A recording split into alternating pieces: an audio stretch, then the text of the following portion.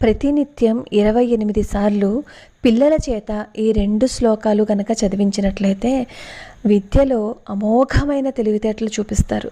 చాలా అద్భుతంగా రాణిస్తారు. ఆ శ్లోకాలేంటో తెలుసుకుందాం.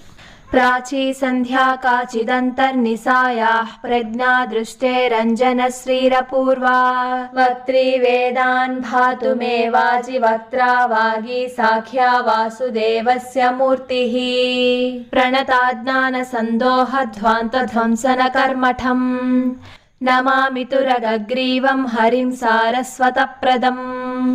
ప్రతిరోజు ఈ 2 శ్లోకాలు పిల్లల చేత చదివించినట్లయితే వాళ్ళలో ఎంత మార్పు వస్తుందో మనం చూడొచ్చు.